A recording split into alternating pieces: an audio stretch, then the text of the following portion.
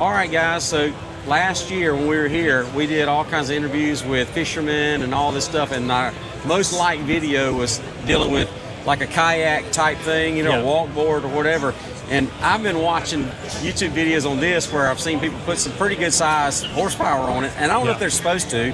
But this is, what's the name, Hans? Hans. Yep. Okay, Harris Brown, Blakely Feed and Seed. Will you tell us a little bit more about the company, about each one of the boats? Yeah, so my name's Hans Newts. Yeah. I'm the head designer at Bonafide Kayaks. Oh, I got the real guy. So, okay. So we do very mission-specific fishing kayaks. Okay.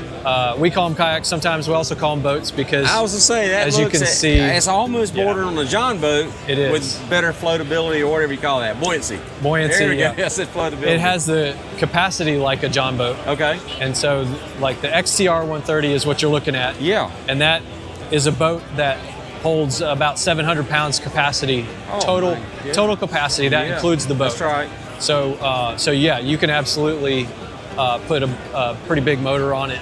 Now and two people. The motors that we put on are about rated to about 3 horsepower. 3 horsepower, right? And it'll get the boat moving 6.5 miles per hour. Okay. But they're battery powered. You can cover a lot of water that way. Right. They're super quiet. So fishing is like you can go in water that's this deep and fish way back in really your inlets. Deep. I mean, it's a 3-inch. Depending on how heavy you've loaded out, it can be up to like as shallow as like a 3-inch draft. One of the things that we go down to Port St. Joe. Mm-hmm. We've got a deep V, but it's kind of a hybrid, so it'll float in about 20 inches, which will get you stuck real quick, real easy. Yeah. And a lot of times where we're wanting to get is out there where the reds are and the trout, and they seem to be a little shallower, or there's maybe a deeper hole, but to get there is shallow. And so me and my wife have actually considered going with something that we can boat, because she doesn't want to be on a kayak by herself. Yes. And me being on a kayak, and I don't want her out there by herself either. Right. This would run me and my wife. Yes. Hopefully without me getting hooked in the head, but right. Can you stand up like here, or do you recommend? This is a bow hatch, but you can also stand on this. Okay. And it's actually designed so if you add the tandem seat, this is your tandem seat. Right. It's a swivel, so you can face forward. Right. You've got leg room, or you can turn it around and face this way as well.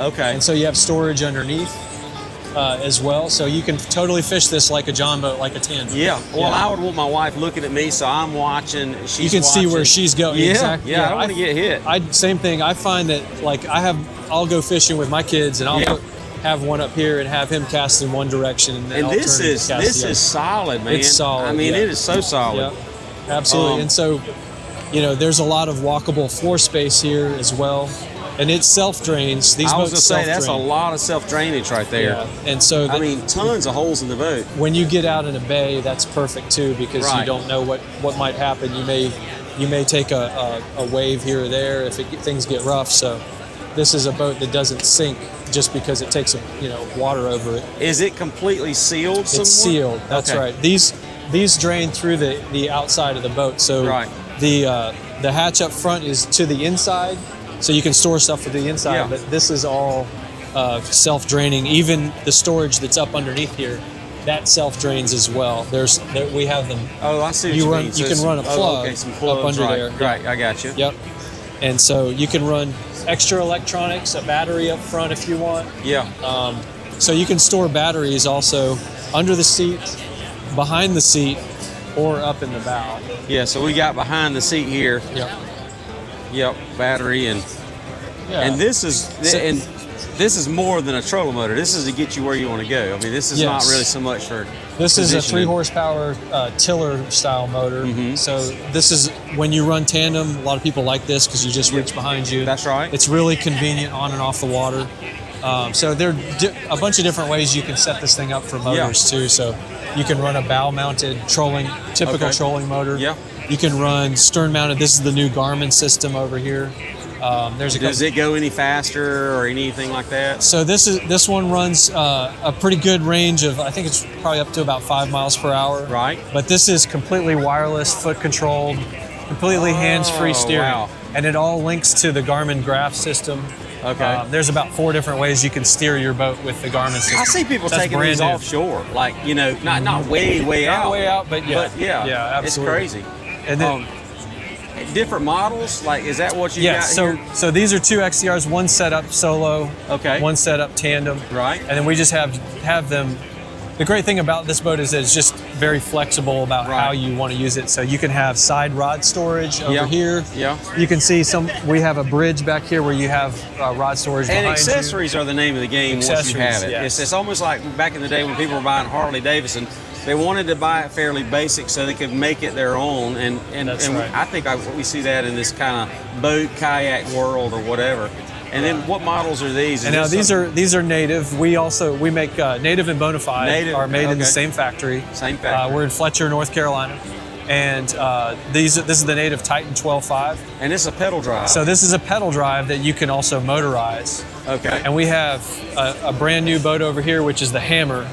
That's a little bit narrower, a little bit faster, and we have our new pedal drive in the Hammer this year. How much less stable is this than this one? Is it It's night and day difference?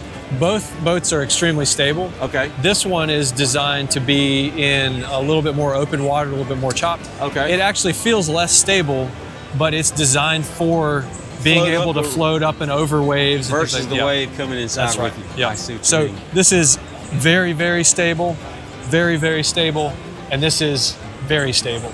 That's how I would gotcha. call it. Yeah. And so, how heavy are like basic weight on all of these boats here? Yes. Like, Yep. because I would guess that those two are the heaviest. Yep. So these will be around 150 pounds, including the seat. Okay. And then obviously when you add gear, it Oh, goes of up from course. there. All of these boats are what I would say can be either trailer. You can run them on a trailer. You can load them in a truck bed. But Yeah. we recommend trailers. Yeah. Some people do car top, Okay. but that's not, It's not pushing the really. limits. Yeah, I get that. I would say trailering is one of the best ways to run these boats, and you can get them right on and off the water really fast.